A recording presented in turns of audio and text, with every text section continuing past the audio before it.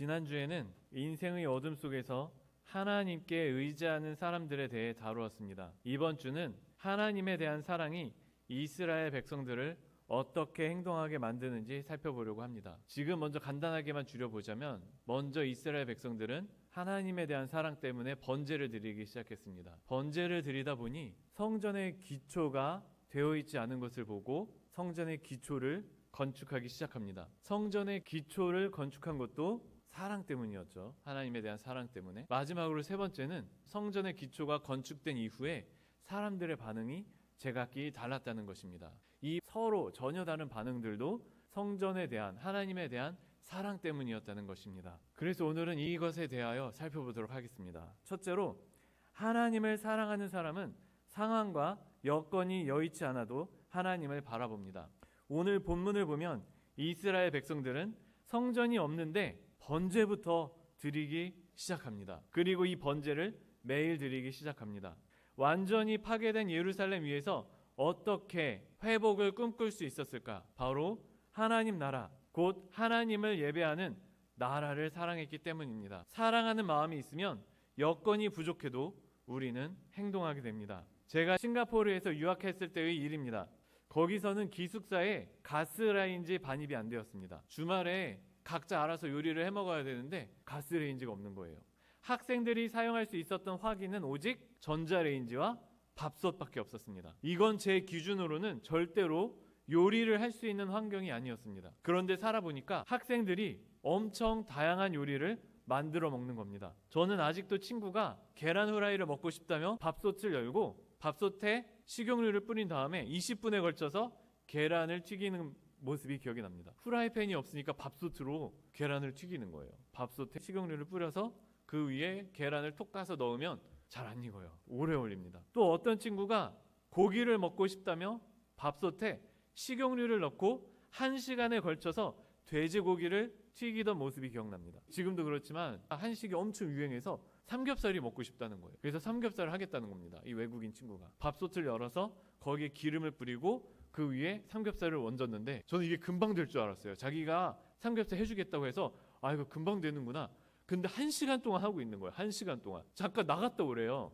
지금 밥 먹으려고 왔는데 나갔다 와야 된다는 거예요. 그런데 이게 한두 명이 아니고 매주 주말이면 볼 수 있는 풍경이었습니다. 저는 이때를 기억하며 종종 생각합니다. 어떻게 이게 가능했을까? 도대체 무엇이 이 학생들로 하여금 밥솥으로 1시간 동안 고기를 구울 수 있게 만들었을까? 바로 고기에 대한 사랑이었습니다. 고기를 먹고 싶으면 이게 1시간이 걸리더라도 그냥 한다는 겁니다. 여기서 알 수 있는 사실이 있습니다. 요리할 수 있는 게 밥솥과 전자레인지밖에 없는 말도 안 되는 여건 속에서도 고기를 사랑하는 사람은 요리해 먹습니다.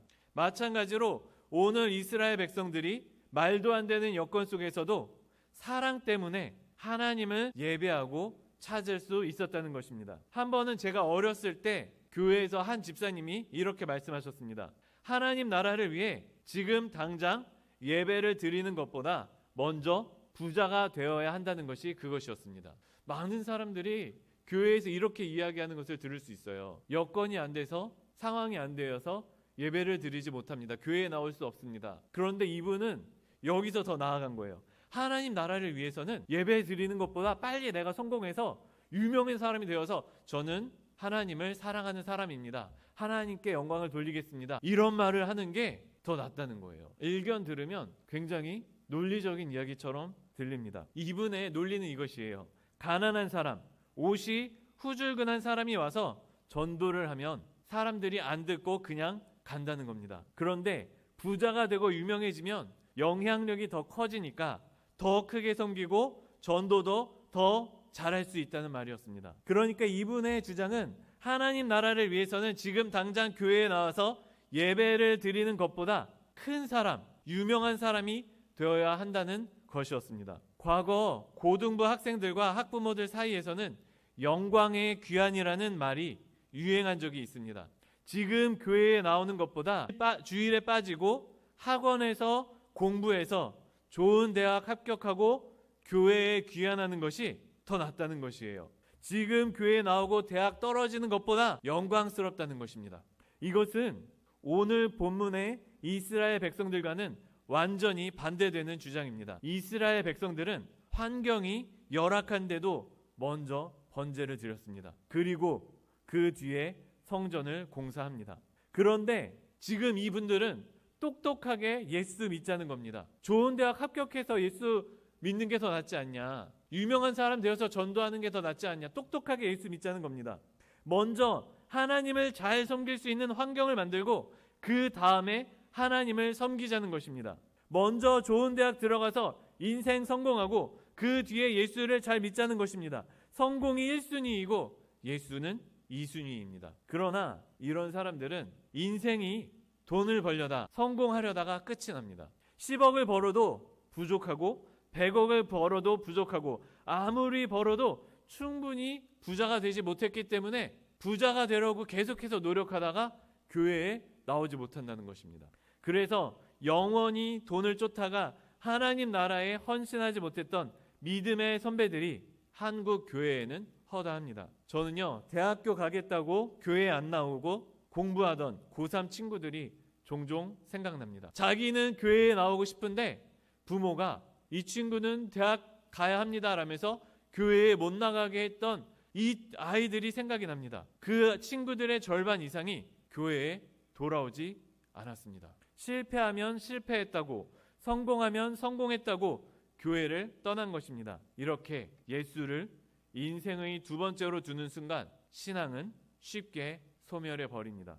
한 번은 어떤 IVP 출신 선교사님과 대화를 나눈 적이 있습니다. 자기 대학교 친구들, 선배들, 후배들 중에 자기보다 훨씬 신앙에 열심이었던 친구들이 많았다고 합니다. 그런데 20년이 지나고 보니까 다 교회를 떠나고 자기만 신앙인으로 남았다는 거예요. 이 친구들이 처음에는 취직해야 한다, 돈 벌어야 한다, 먹고 살아야 한다는 말을 입에 달고 살기 시작하더니 한 번씩 교회를 빠지기 시작했다는 것입니다. 그러다 이것이 반복되면서 어느새 신앙을 잃어버렸다며 선교사님이 안타까워하시던 기억이 생생합니다. 다 자기보다 신앙에 열심이었던 친구들이 한 번씩 교회에 빠지기 시작하더니 신앙을 잃어버렸다는 것입니다. 그래서 우리는 우리의 마음이 과연 하나님을 첫째로 두고 있는지 아니면 둘째로 두고 있는지 돌아보아야 합니다. 지금 한국 교회는 가난한 성도라면서 교회를 떠나는 사람들이 많아지고 있습니다. 그러면서 자기는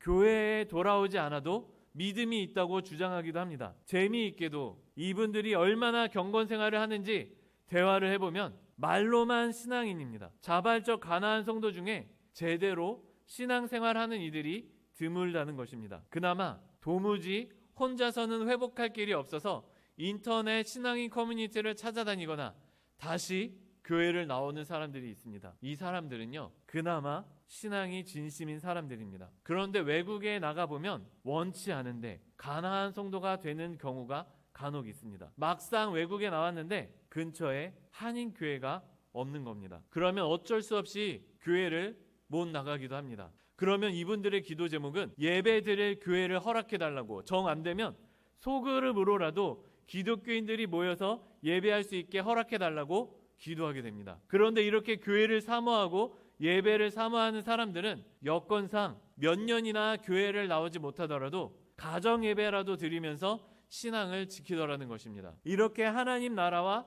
교회에 소망이 있는 사람은 예배를 드리지 못하는 상황에서도 살아난다는 것입니다. 그러나 교회가 있는데 안 나오는 사람들의 신앙은 점점 소멸해 갑니다. 처음에는 교회에 대한 서운함을 이야기하다가 점점 교회를 미워하기 시작하고 교회에 대해 비난하기 시작합니다. 그러다 아예 신앙을 잃어버리고 만 것이 지금 유럽 교회의 모습입니다. 둘째로 하나님을 바라보면 예배와 교회를 소망하게 됩니다. 에스라서 3장 5절과 6절을 읽어보겠습니다. 그 후에는 항상 드리는 번제와 초하루와 여호와의 모든 거룩한 절기의 번제와 사람이 여호와께 기쁘게 드리는 예물을 드리되 일곱째 달 초하루부터 비로소 여호와께 번제를 드렸으나 그때 여호와의 성전 지대는 미쳐 놓지 못한지라.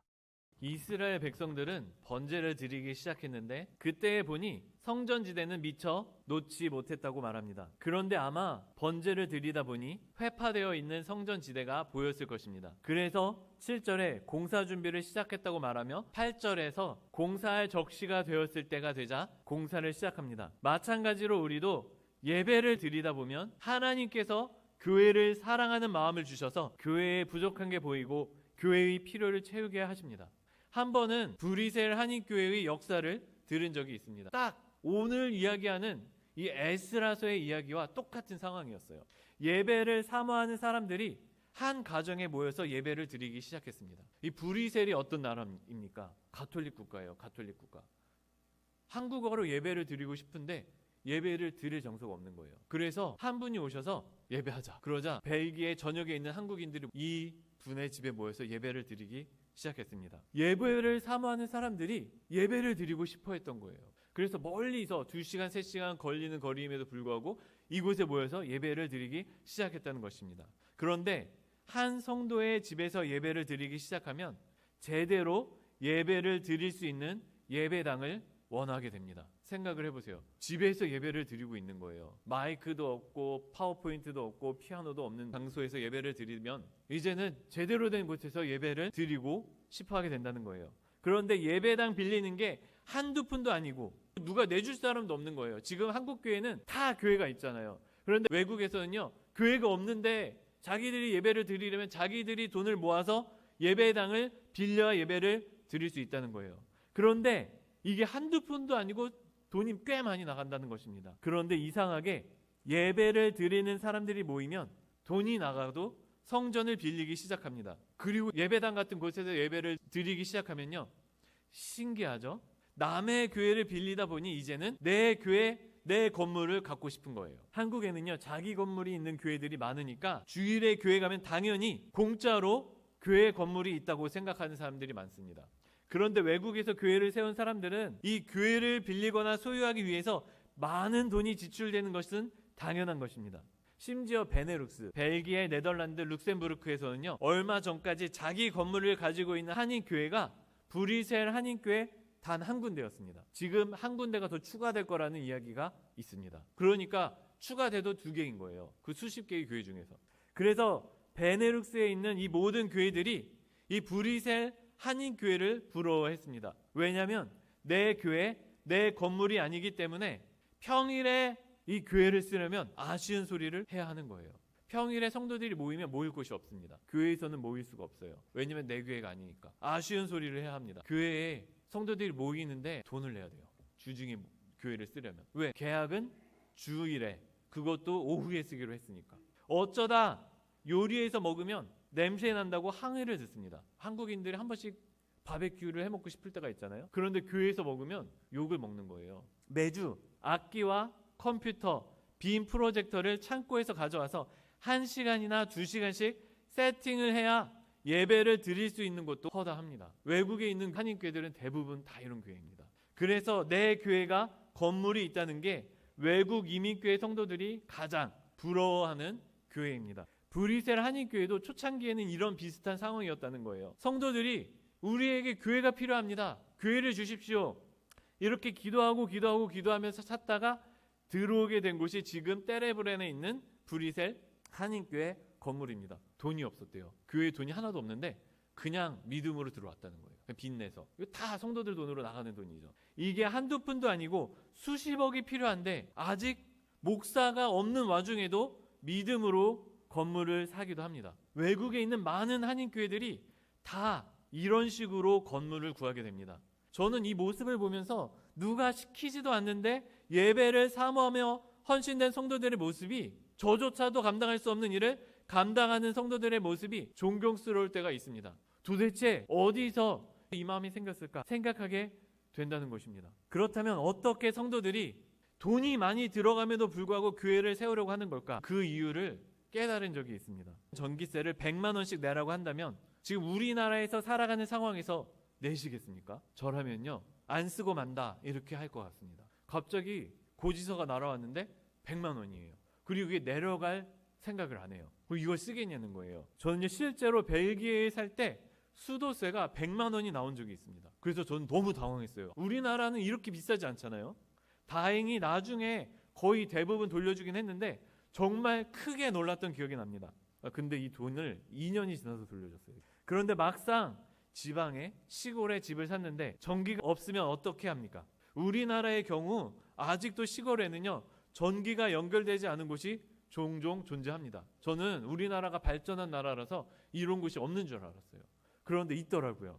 그러면 그곳에 전기를 끌어오려면 200m부터는 미터당 39,000원에 추가로 30만 6천 원을 내야 한다는 겁니다. 그리고 400m 이상은 40m당 11만 원을 내야만 전기를 끌어올 수 있다는 것입니다. 그러니까 전기를 100m 끌어올 때마다 110만 원을 내는 거예요. 전기 쓴다고. 지하수를 파는 비용은 얼마나 듭니까? 이것도 수백만 원이 들어가는 큰 공사입니다. 그런데 비싼 돈을 주더라도 사람들은 쓰더라는 겁니다. 왜? 꼭 필요하니까. 지금 도시에서 사는 우리들은요 이게 안 쓸 것 같아요. 당연히 돈 약간만 내고 쓰면 된다라고 생각을 합니다. 그런데 이게 없는 곳에서는요 이게 필요하기 때문에 100만 원, 200만 원, 300만 원을 내더라도 쓰더라는 것입니다. 그런데 우리 영혼의 샘물은 무엇입니까? 바로 말씀과 교회입니다. 우리나라처럼 교회가 넘쳐나는 상황에서는 교회 건물 사용하는 게 당연하게 느껴지고 교회에서 모이는 게 당연하게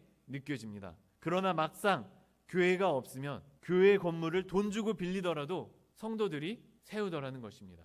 예배를 드리다 보면 이렇게 하나님께서 교회를 사랑하는 마음을 주셔서 교회의 필요를 채우게 하십니다. 제가 있던 어떤 교회에서는 주일학교에 아이들이 앉는 의자가 별로 좋지 않았습니다. 그러자 한 성도님이 그 모습을 보고 마음이 아프다며 헌금으로 200만 원을 드렸던 걸 본 적이 있습니다. 이처럼 하나님을 사랑하게 되면 누가 시키지 않아도 교회를 위해 헌신하는 것을 볼 수 있습니다. 그런데 이게 다른 교회만의 이야기가 아닙니다. 아시다시피 저희 교회 정문에 문제가 있었습니다. 문이 바닥에 긁혀서 제대로 열리지 않았습니다. 비가 바닥에 스며들어서 겨울에 얼어버리니까 이 바닥이 올라와서 문제가 생긴 겁니다. 심지어 이게 심각해져서 이제 문이 잠기지도 않을 상황까지 왔습니다. 교회에서 알아보니까 이걸 고치려면 돈이 수백만 원이 나온다는 겁니다. 그때 저희 교회의 한 분이 자기가 고치겠다며 며칠이나 고생해서 바닥도 다 드러내고 새로 다 깔아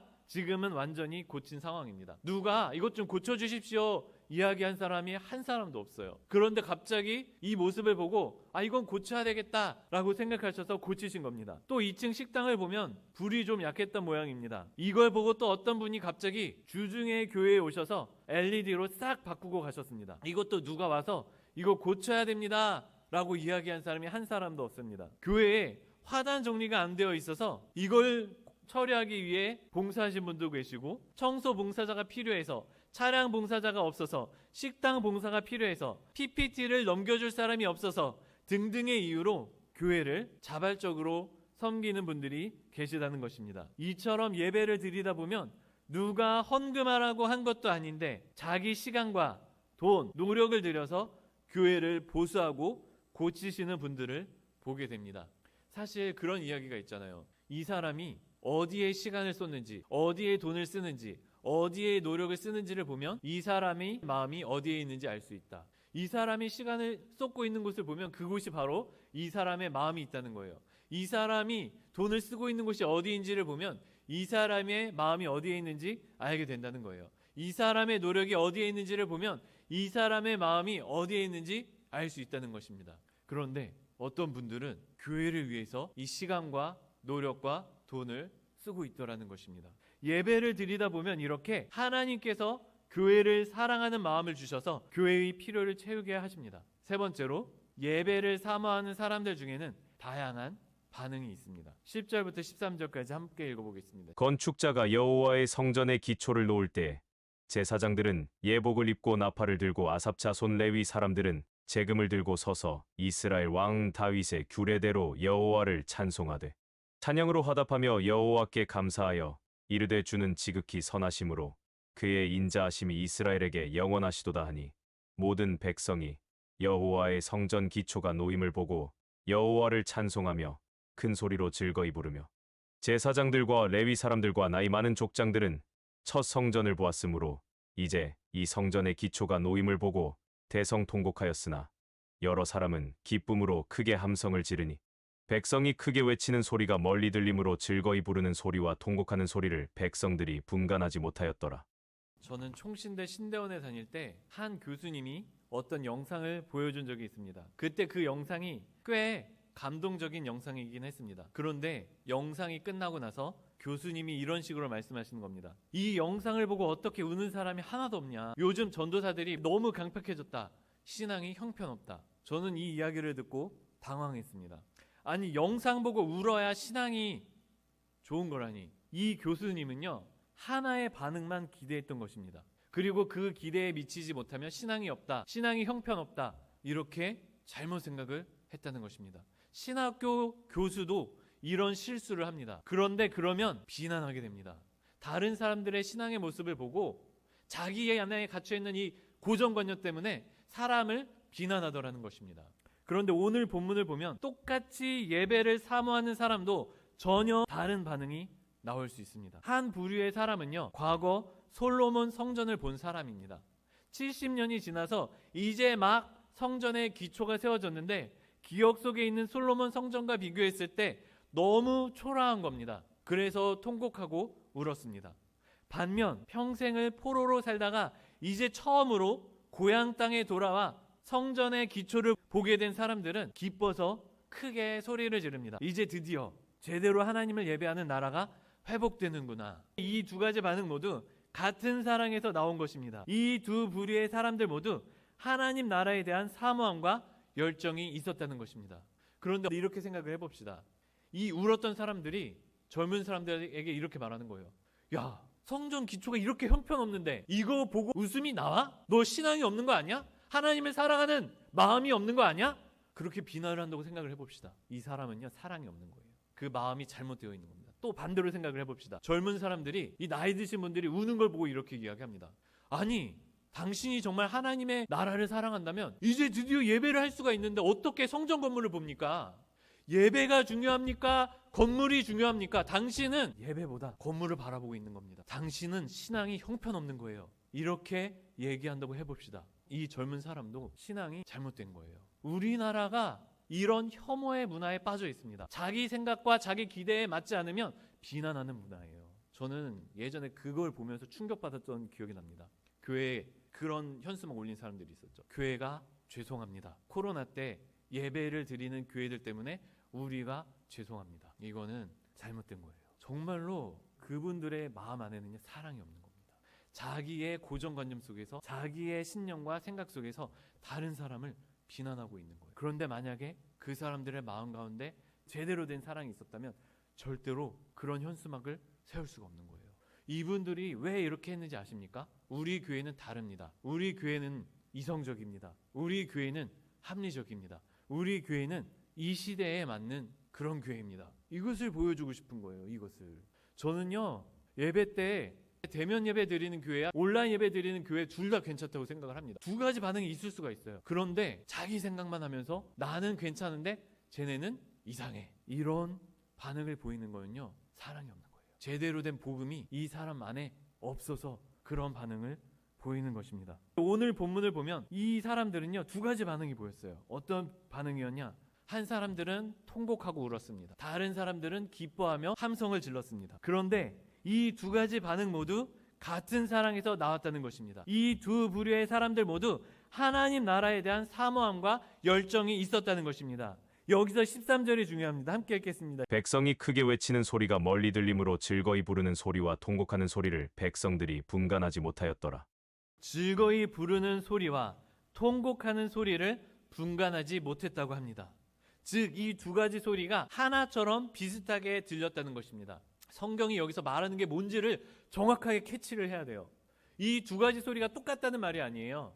이 두 가지 소리가 전혀 다른 소리였는데 하나라는 거예요. 우리가 사랑의 띠로 하나가 되었습니다라는 말씀을, 찬양을 기억하고 있습니다. 무슨 소리냐면요, 나와 다른 사람의 생각이 하나의 목소리가 된다는 거예요. 나와 전혀 다른 반응들이 하나로, 하나의 띠로 묶인다는 것입니다. 즐거이 부르는 소리와 통곡하는 소리를 분간하지 못했다는 것입니다. 이 두 가지 소리가 모두 하나처럼 비슷하게 들렸다는 거예요. 하나님 보시기에. 우리도 마찬가지입니다. 똑같은 일에 대해 전혀 다른 목소리와 상반된 반응이 나올 수 있습니다. 그런데 나와 다른 반응이라고 서로를 비난해서는 안 된다는 것입니다. 왜냐하면 같은 예배, 같은 하나님을 사랑하고 있기 때문입니다. 서로 다른 반응이지만 결국 멀리서 보면, 하나님이 보시면 그 안에 있는 같은 사랑 때문에 같은 반응으로 보인다는 것입니다. 하나님에 대한 사랑이 있다면 나와 다른 반응을 보고 혐오하지 않을 수 있다는 거예요. 왜? 저 사람도 하나님을 사랑해서 우는구나. 저 사람도 하나님을 사랑해서 기뻐하는구나. 반응이 아니라 그 사람의 마음을 보게 된다는 거예요.